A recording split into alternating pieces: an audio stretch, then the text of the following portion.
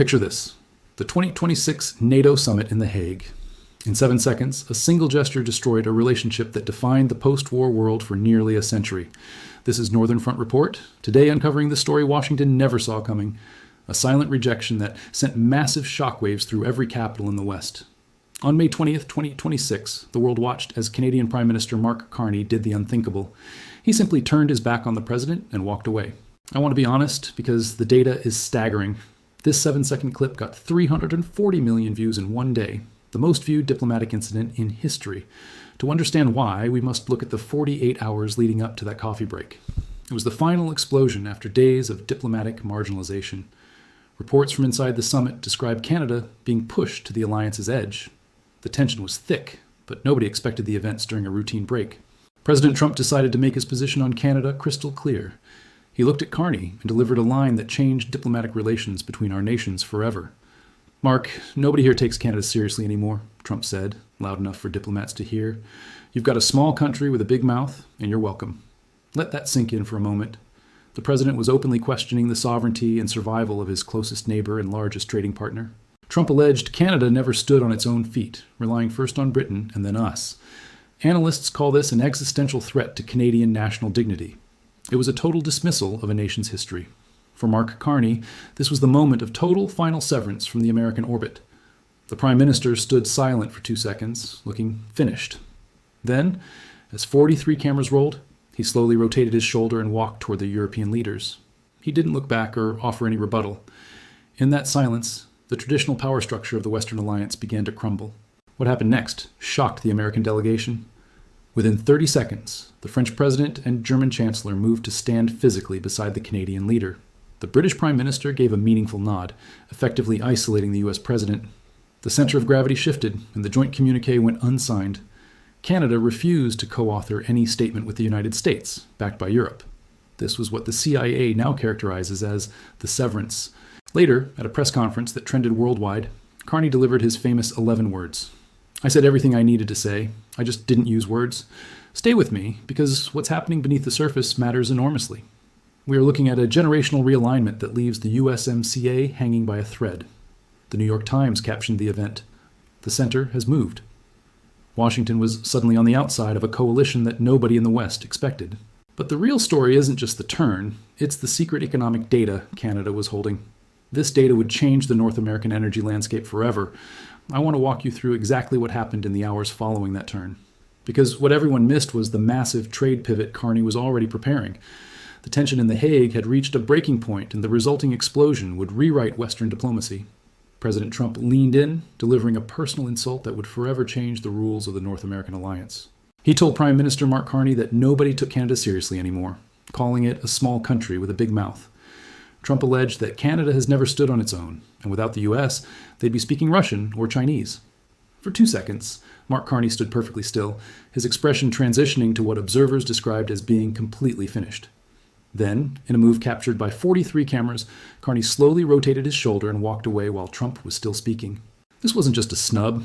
It was a 7-second silent rejection that signaled a massive generational realignment in real time. I want to walk you through the actual data of this moment because the consequences for our sovereignty are staggering. Within 30 seconds of that turn, the French president and German chancellor physically moved to stand beside the Canadian leader. The footage of this turn surpassed 340 million views, becoming the most viewed diplomatic incident in history. But the true, unprecedented shockwave hit the next morning during the final closing sessions of the NATO Summit. For the first time in NATO's 77-year history, the Joint Communiqué remained unsigned and completely discarded. Canada refused to co-author any statement with the United States, a move that effectively paralyzed the world's most powerful alliance. Let that sink in for a moment. Decades of total consensus were dismantled because of a single morning's confrontation.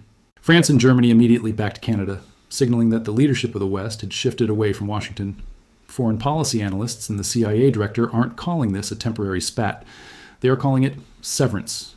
This is the moment a middle power concluded that the relationship with the US no longer held value.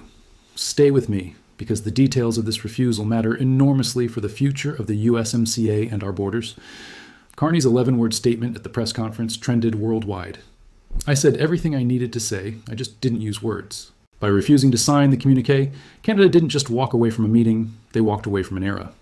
The New York Times headlined the event with 4 chilling words: "The center has moved." We are looking at a total collapse of the consensus that has kept the peace since the Second World War. This wasn't a rash emotional outburst. It was a cold, calculated, strategic pivot away from an unreliable partner. This data reveals that 48 hours of diplomatic marginalization in The Hague forced Carney into an impossible choice. He chose sovereignty over the status quo, and the resulting void in NATO has created an existential threat. When the United States and Canada cannot agree on a joint statement, the foundation of our security begins to crumble. The fallout has sparked a GOP panic over how a long-standing ally could be pushed to such an extreme. But Carney's silence spoke louder than any trade threat ever could, proving some diplomatic bridges cannot be rebuilt. As the summit ended in total deadlock, the world realized the special relationship was effectively over. The transition from a silent gesture to a total policy blockade has left the USMCA hanging by a thread. Markets are reacting to the news that the Western alliance is now split into 2 distinct competing factions. The strategic center of gravity has shifted from the Potomac to a new coalition forming in the heart of Europe. Stay with me, because the next phase of this trade war will determine if Canada can survive without its southern neighbor. In the 30 seconds following Mark Carney's silent rejection of the American president, the physical and political geography of the Hague summit fundamentally shifted. As Donald Trump stood stunned in the hallway, the French president and the German chancellor moved in unison to stand directly beside the Canadian prime minister. This wasn't just a polite regrouping. It was a visible strategic wall being built right there in the middle of a morning coffee break. The British prime minister followed with a meaningful nod toward Carney, signaling that London too was beginning to rethink its traditional American hierarchy. Let that sink in for a moment. This was the moment the middle power stopped asking for a seat at the diplomatic table. Instead, Canada became the table itself. Foreign policy analysts are now calling this moment the Severance, an absolute break from decades of U.S. hegemony. I want to walk you through the actual data regarding the global fallout, because the diplomatic cost for Washington is truly staggering and historic. For the first time in NATO's 77-year history, the Joint Communiqué, the formal statement that defines the alliance's goals, remained completely unsigned by the member nations. Canada refused to co-author any statement with the United States, and in an unprecedented move, France and Germany backed Ottawa's defiant play. Without Canada's signature, the document was dead on arrival. The United States found itself diplomatically isolated within an alliance it had spent billions of dollars to build. As the news broke, the New York Times ran a headline that captured the gravity of the situation. "The center of the world has moved." This wasn't a minor policy disagreement or a temporary trade spat. This was a generational realignment of the Western world's power structure. When Carney finally stepped to the podium for a press conference that afternoon, the atmosphere was electric with anticipation and dread. He didn't offer an apology or a lengthy explanation. He delivered a sharp statement that would trend globally in less than 5 minutes. He looked directly into the cameras and simply stated, "I said everything I needed to say. I just didn't use words." Those 11 words were shared by over 340 million people within 24 hours. It became the most viewed diplomatic incident in history. We have to look at the harsh, strategic reality here.